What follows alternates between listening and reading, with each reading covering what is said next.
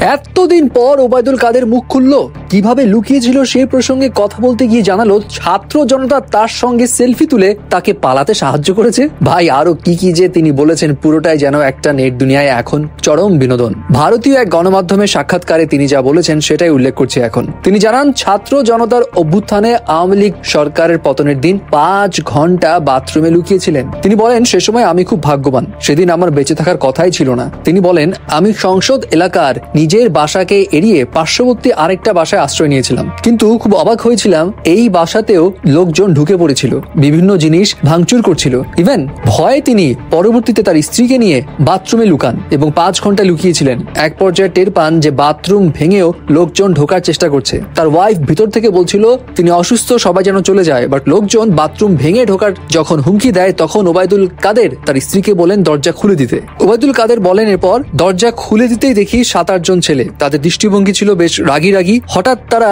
আমার দিকে তাকিয়ে বলে, নেত্রী চলে গেল, আপনি যাননি কেন? তিনি আরো বলেন, তাদের মধ্যে কি জানি উদয় হলো, আমি জানি না। তারা আমাকে বলে আপনার সাথে ছবি তুলবো। তারপর ছবি তুলতে শুরু করলো, সেলফি নিচ্ছিল।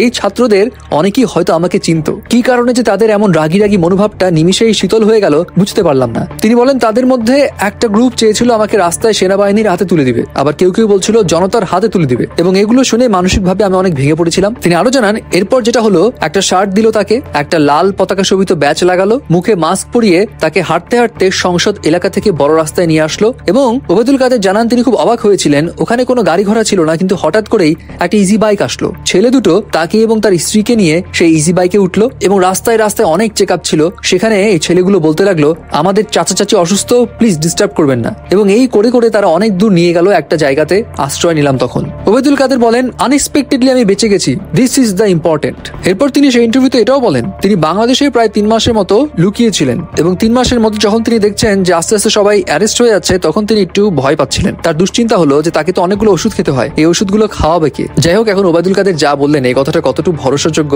কে জানে ভাই। বাট তার এই স্টেটমেন্ট নিয়ে এখন কিন্তু সোশ্যাল মিডিয়াতে নানা রকম মন্তব্য হচ্ছে, অনেকে অনেক রকম কথা বলছে। এখন আপনাদের কি অপিনিয়ন সেটাও কিন্তু জানাবেন।